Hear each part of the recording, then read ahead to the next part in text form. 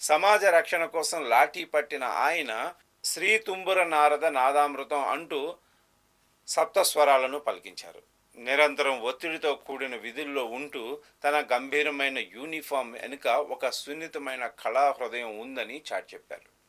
Constable Ramana ఈయన విజయనగరం జిల్లా రాజాం పోలిపల్లి పైడితల్లి అమ్మవారి జాతర ఉత్సవాల్లో ఆయన ఈ పాటతో అందరినీ మంత్రముగ్ధుల్ని చేశారు. ఆయన గాత్రానికి ఆడియన్సే కాక స్టేజ్పై ఉన్న కళాకారులు సైతం ఫిదా అయ్యారు.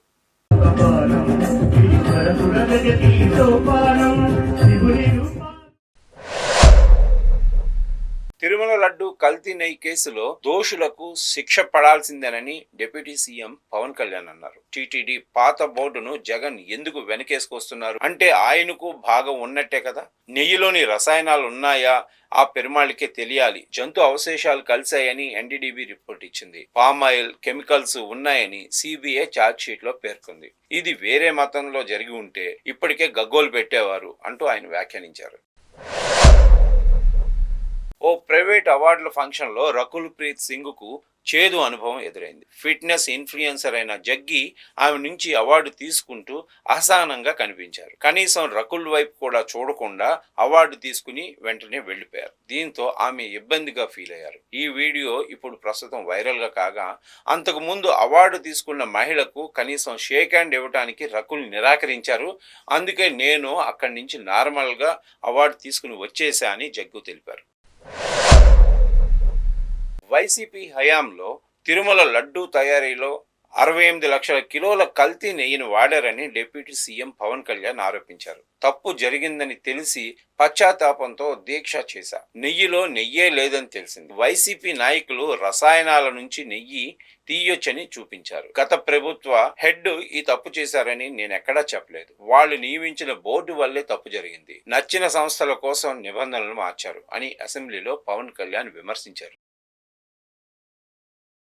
తిరుమల లడ్డూలో జంతు కొవ్వు కలిసిందని ఎన్డీడీబీ ఇచ్చిన రిపోర్టునే తాను చెప్పానని, సొంతంగా చెప్పలేదని సీఎం చంద్రబాబు నాయుడు స్పష్టం చేశారు. గత ప్రభుత్వ హయాంలో వెంకటేశ్వర స్వామి ప్రతిష్టను దెబ్బతీసేందుకే కావాలని కుట్ర చేశారని ఆయన ఆరోపించారు. తక్కువ ఖర్చు, అన్ని సౌకర్యాలతో క్రైస్తవులకు పవిత్ర జెరూసలం యాత్ర అంటూ ఆర్టీసీ టికెట్పై ముద్రించి అన్యమత ప్రచారాన్ని ప్రోత్సహించారని ఆయన మండిపడ్డారు. కేరళ రాష్ట్రం పేరును కేరళంగా మార్చేందుకు కేంద్ర కేబినెట్ ఆమోదం తెలిపింది. 2024 జూన్లో కేరళ రాష్ట్ర ప్రభుత్వం అధికారికంగా పేరును కేరళంగా మారుస్తూ ఒక తీర్మానం చేసింది. కేంద్రం సైతం ఇదే పేరును గుర్తించాలని ప్రతిపాదించింది. ఆర్టికల్ 3 ప్రకారం రాజ్యాంగంలోని ఫస్ట్ షెడ్యూల్లోని కేరళను కేరళంగా మార్చేలాగా సవరణలు చేపట్టాలని కోరింది. తాజాగా దీనికి కేంద్ర ప్రభుత్వం ఆమోదం తెలిపింది. వైఎస్ రాజశేఖర రెడ్డి ఉన్నప్పుడే తిరుమలపై కుట్ర మొదలైందని అసెంబ్లీలో కల్తీ నెయ్యిపై చర్చ సందర్భంగా ఏపీ సీఎం చంద్రబాబు నాయుడు ఆరోపణలు చేశారు. 7 కొండలు కాదు 2 కొండలే అని అప్పట్లో వైఎస్ రాజశేఖర రెడ్డి ఉత్తర్వులు ఇచ్చారు. దానిపై మేము ఫైట్ చేశాం. మళ్ళీ సాధించి కొండకు నడిచి వస్తానని మొక్కుకుని వెళ్ళా. బ్రిటిష్ వాళ్ళు కూడా తిరుమల జోలికి వెళ్ళలేదు. కానీ వీళ్ళు దానిపై కుట్ర పన్నారు అని చంద్రబాబు నాయుడు పేర్కొన్నారు.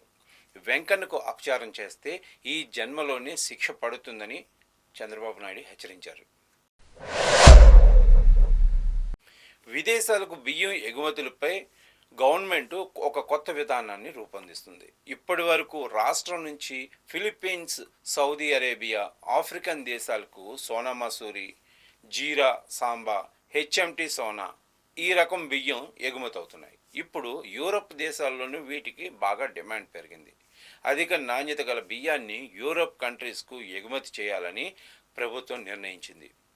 బియ్యం ఎగుమతుల్లో పంజాబ్తో పోటీ పడేలాగా రాష్ట్ర ప్రభుత్వం ఇక్కడ చర్యలు చేపట్టింది. డైరెక్టర్ నాగ్ అశ్విన్ తెరకెక్కించిన ప్రతిష్టాత్మక సినిమా కల్కి 2898 AD. ఈ సినిమాకు సీక్వెల్గా కల్కి 2 షూటింగ్ హైదరాబాదులో శరవేగంగా జరుగుతుంది. ఈ సెట్లో దిగ్గజ నటులైన అమితాబ్ బచ్చన్, కమల్ హాసన్ జాయిన్ అయ్యారు. అమితాబ్ బచ్చన్ సాధారణంగా కమల్ హాసన్ ఆలింగనం చేసుకుని షూటింగ్లోకి ఆహ్వానించిన ఫోటోలు ప్రస్తుతం సోషల్ మీడియాలో వైరల్గా మారాయి. త్వరలోనే హీరో ప్రభాస్ కూడా ఈ షూటింగ్లో పాల్గొనబోతున్నట్లు తెలుస్తోంది.